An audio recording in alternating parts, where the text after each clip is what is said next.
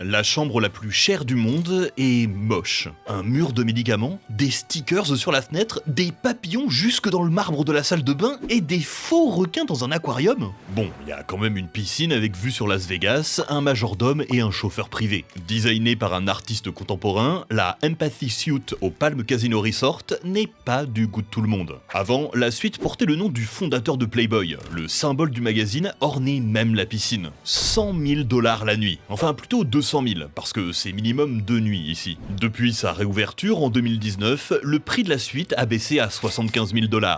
Mais pour autant d'argent, normal que certains soient déçus par la déco. Les hôtels de luxe, c'est sérieux. La qualité de la literie, de ton sommeil, du personnel ou des activités proposées par l'hôtel. Autant de critères qui justifient le prix de certaines nuits. Et la bouffe, bien sûr. Un bon restaurant, si possible étoilé, ça termine en beauté un séjour idyllique. Vous êtes fasciné par ces lieux tout en vous disant que vous n'aurez jamais les moyens de vous y rendre. Nous, on vous propose un petit tour d'horizon, histoire que si un jour vous gagnez au loto, vous ayez déjà des recommandations. Le vrai hôtel le plus cher du monde. Quoi, c'est pas le Palm Resort ?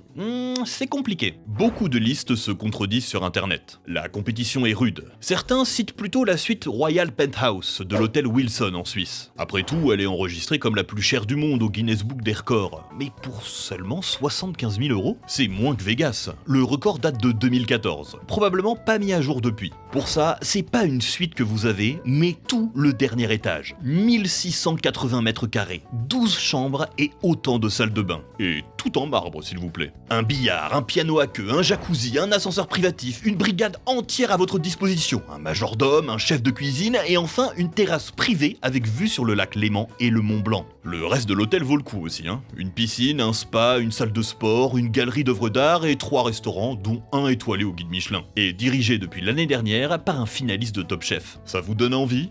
255 € pour son menu en 10 plats, 355 quand tu rajoutes le vin. Le tout pour une clientèle de luxe. Bill Gates, Rihanna ou Michael Jackson ont séjourné ici. Faut dire, l'hôtel se situe à 2 pas des Nations Unies, de quoi accueillir du beau monde. Mais on peut faire encore plus cher. En 2023, l'Atlantis The Royal a ouvert ses portes à Dubaï avec son Royal Mansion à 100 000 $ la nuit. 4 chambres, une entrée privée avec des oliviers centenaires, une cuisine pour que le chef vienne vous préparer un petit plat, un cinéma, une bibliothèque, une terrasse de presque 500 mètres carrés avec piscine. Bon, on n'est pas au dernier étage, mais ça donne quand même le tournis. Mais on peut faire encore plus cher. Le club Milo à 210 000 € la nuit. Une suite qui ne se trouve pas dans un hôtel, mais dans un sous-marin. Lancé en 2014 pour la Saint-Valentin par une agence de voyage prestigieuse, réservée aux couples, le Lovers Deep vous emmène où vous voulez. De la barrière de corail dans les Caraïbes aux épaves de navires de la mer Rouge.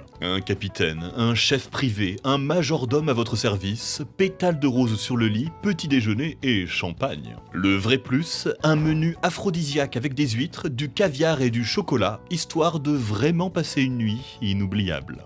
Tiens, je vais commencer par cet hôtel. La vue, ok.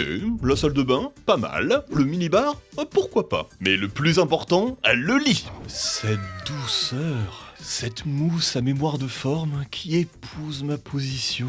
Ces oreillers qui restent frais et donnent l'impression d'être en apesanteur. Excusez-moi, mais c'est quoi le secret de vos matelas ? C'est simple, monsieur. Ce sont des Emma. Et on les trouve où ? Parce que je suis pas sûr de pouvoir à nouveau dormir dans mon lit après ça. Suffit d'aller sur leur site. En plus, vous tombez bien. En ce moment, pour le Black Friday, plein de réductions. Et avec notre super code promo, on vous offre 10% supplémentaires sur tout le site pendant 2 semaines. Et vous profitez quand même des avantages Emma. Sans nuit d'essai, la livraison et les retours gratuits. Et ils sont garantis 10 ans. Il n'y a aucun risque à se laisser tenter. Oh, et je vois qu'ils ont plusieurs options. L'Original 2, la nouvelle version encore plus durable de leur best-seller, mais aussi l'Hybride 2 avec ses 5 zones de soutien qui répartit parfaitement la pression. Et c'est le meilleur matelas testé en France en 2023. Mais s'il y a des gens qui sont pas encore prêts à changer. Ils devraient commencer par essayer les accessoires comme les oreillers ou les couettes, ça va grandement améliorer leur sommeil. Pour pas cher, après tout, c'est le Black Friday. Bon, bah moi, je suis convaincu. Si vous aussi vous avez envie d'expérimenter un super sommeil pour un rapport qualité-prix imbattable, toutes les infos sont en description.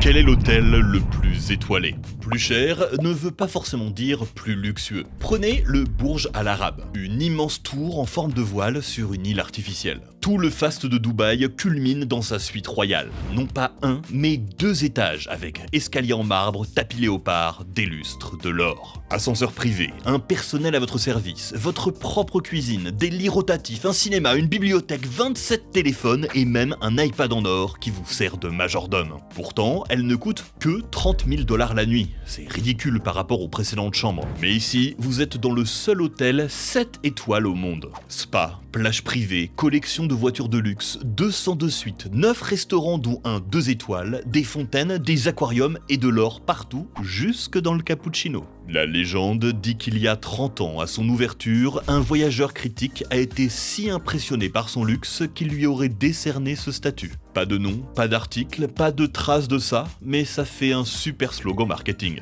Sauf qu'un hôtel 7 étoiles, ça existe pas. Les organismes de classification qui utilisent des étoiles, comme le magazine Forbes ou l'Office de tourisme de Dubaï, ne montent pas au-delà de 5. Donc logique que ça soit le seul au monde. Mais depuis, d'autres hôtels se sont aussi autoproclamés 7 étoiles. À Milan, le 7 Star Galleria a même créé sa propre classification avec des critères précis. Être dans un bâtiment historique et prestigieux, garantir l'intimité et la sécurité de ses clients, se plier à leurs désirs, comme servir le petit déjeuner à 17h, des majordomes qui parlent votre langue maternelle, etc. etc. C'est donc techniquement lui le seul établissement 7 étoiles certifié au monde. Pourtant, ce titre reste attaché au Burj Al Arab. Il reflète son faste et son luxe outrancier jusqu'à l'excès pour certains, mais qui vous donne l'impression de vivre comme un roi le temps d'une nuit. Cet effet Cendrillon, d'autres hôtels vont plus loin pour vous le proposer. En Inde, le Raj Palace se vante d'avoir la chambre la plus chère d'Asie à 3000 roupies la nuit, soit plus de 33 000 € pour 4 étages privatisés. Aménagés dans un ancien palais de Maharaja, les appartements royaux ont été rénovés en suites luxueuses. On y expose même les meubles d'époque,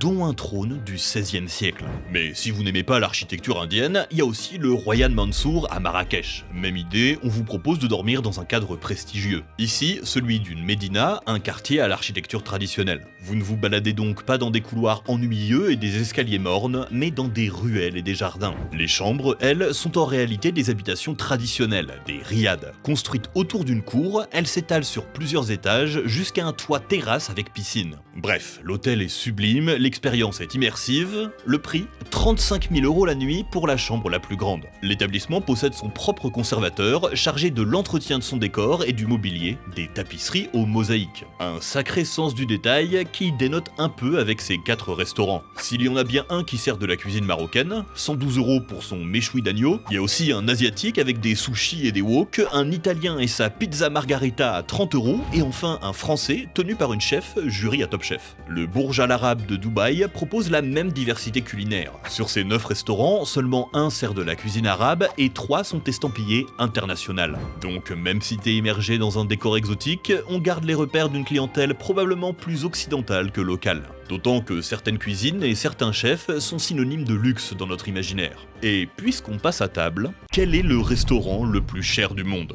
Il se trouve aussi dans un hôtel, le Hard Rock à Ibiza. 5 étoiles, une suite rockstar de 165 mètres carrés, terrasse avec jacuzzi, personnel aux petits soins, bref, on commence à connaître. Ouvert en 2014, le Sublimotion vous propose une expérience inédite pour 1500 € par personne. 3 heures, 20 plats, un chef 2 étoiles et la collaboration de réalisateurs et de DJ. Mais pourquoi ? Parce que la table, oui, la seule, qui ne peut accueillir que 12 convives, se trouve dans une grande salle où sont projetés sur les murs des films en accord avec la nourriture servie, que ce soit des fonds marins ou un cabaret. Une expérience immersive et sensorielle qui inclut même à un moment un casque de réalité virtuelle. Ok, mais il y a quoi au menu ? Alors, ça change régulièrement, mais déjà, l'invitation est comestible. Un journaliste raconte que la sienne était à la framboise. Le Sublimotion sert de la cuisine moléculaire. Pas beaucoup de quantité, mais une explosion de saveurs et un dressage travaillé. Le clou du spectacle, une reproduction du baiser de Klimt en meringue au citron, chocolat et noix de coco, peinte en direct par les serveurs sur votre assiette. Impressionnant.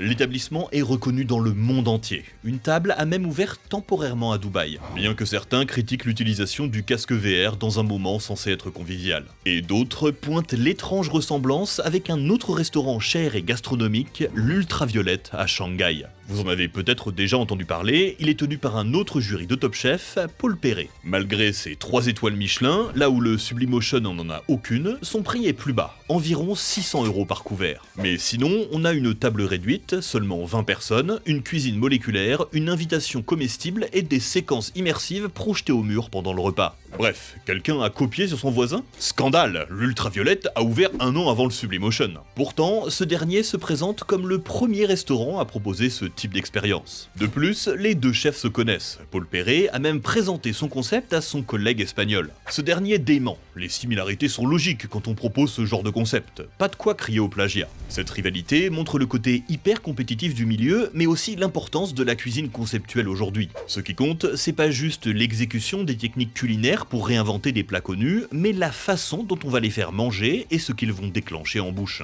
On a aussi l'idée d'un repas spectacle. Vous n'êtes pas juste assis à votre table à attendre. Vous assistez à une performance chorégraphiée qui s'étire sur plusieurs heures et pas juste dans l'assiette, mais aussi autour de vous. Celui qui a poussé tout ça le plus loin, c'est Alchemist à Copenhague. 700 €, 1000 € avec les boissons, 2 étoiles Michelin et une carte surprenante et engagée. Des sucettes en forme de langue à laquelle il faut rouler une pelle, une pâte de poulet servie dans une cage, le tout dans un dôme de 2200 mètres carrés qui évolue au fil du repas. C'est monstrueux. En plus d'avoir l'argent, il faut le temps. 6 heures pour 50 plats. Où est-ce que ça va s'arrêter? Je vais pas vous cacher, je suis surpris, voire un peu déçu. Je m'attendais à des trucs plus fins, plus appétissants, peut-être même plus classiques. Force est de constater qu'aujourd'hui, la mode gastro est au festin de plusieurs petits plats. Et ce mouvement a été initié par un restaurant. Noma, le meilleur restaurant du monde.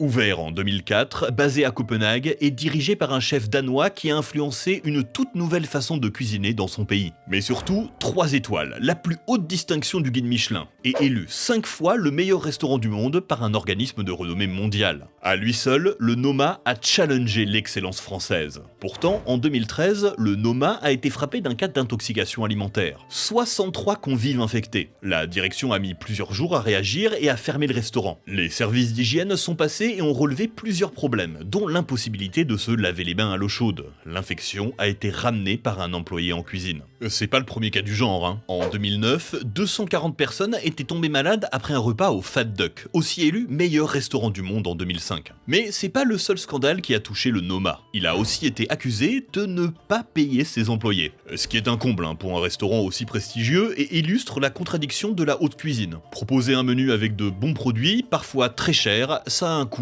même pour les restaurateurs. Cette année, le Noma a annoncé sa fermeture pour des raisons financières. Il continuera de servir occasionnellement des clients, mais deviendra surtout un laboratoire alimentaire chargé de concevoir de nouvelles saveurs. Alors, qui a pris sa place en tant que meilleur restaurant du monde? Cette année, le numéro 1 est espagnol. 295 € le menu, dont un appelé The Living Table, où la table se transforme pour révéler les plats. Et les Français, on est où? Parce que normalement en cuisine, on est bon, voire très bon. Et ben à la 3e place, avec Table qui s'était déjà classée dans le top 10 l'année dernière. 400 € le menu qui change selon les saisons. Mais elle vient d'où cette idée qu'au fourneau on est les meilleurs? Parce qu'on n'a pas parlé de beaucoup d'établissements français jusqu'ici. Pourtant, notre cuisine reste un modèle respecté à travers le monde. Elle a même été inscrite au patrimoine de l'UNESCO en 2010. Des chefs français ont même établi des règles encore suivies aujourd'hui. La répartition en brigade, le service plat par plat et pas tout en même temps comme un buffet. Certaines techniques portent même des noms français.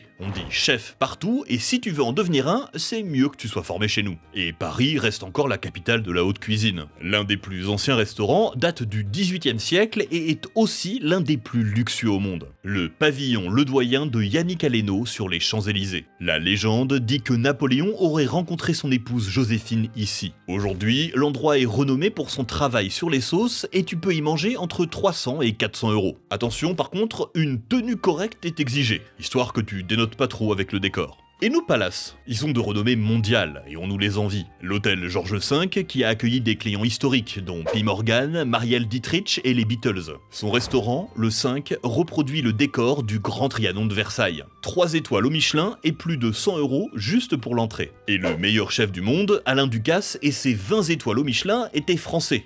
jusqu'à ce qu'il renonce à sa nationalité en 2008 pour devenir monégasque. Faut dire, il était à la tête du Louis XV, le restaurant gastro du Palace Paris-Monte-Carlo. En moins de 3 ans, il lui obtient les 3 étoiles Michelin. En comparaison, en 2021, Jean Imbert, le gagnant de Top Chef saison 3, lui succède à la tête d'un palace parisien, le Plaza Athénée. Il obtiendra sa première étoile à peine 1 an après. La relève est assurée, l'excellence française a encore de beaux jours devant elle. Le luxe peut prendre plusieurs formes. Des nouvelles technologies du Burj Al Arab et du Sublimotion aux demeures royales historiques rénovées de l'Inde et du Maroc en passant par les palaces parisiens. Même si vous n'avez jamais fréquenté ces endroits, il y a des noms que vous connaissez grâce à Top Chef. Pas juste une télé-réalité, mais un vrai concours respecté par la profession qui a vu passer des grands noms, que ce soit côté jury ou côté candidat. Cette année, la série The Beer est devenue hyper populaire et multi-récompensée. Les reacts et les mèmes de cauchemars en cuisine se multiplient sur internet, et Ratatouille reste le meilleur Pixar. On est fasciné par le milieu de la gastronomie. De leur côté, les hôtels invitent des superstars pour promouvoir leurs chambres les plus chères, comme Beyoncé qui a donné un concert privé pour l'inauguration de l'Atlantis The Royal. Mais les polémiques bousculent le milieu. L'impact écologique qui devient un critère de prestige, les problèmes de budget face à la pression de l'excellence, les scandales sur les conditions de travail, de maltraitance et d'exploitation. Ça amène ces établissements à se réinventer et à proposer de nouvelles choses pour perpétuer leur aura de prestige. Merci beaucoup à Emma pour leur soutien. Pour profiter des promos du Black Friday et dormir comme des bébés sur leur nouveau matelas,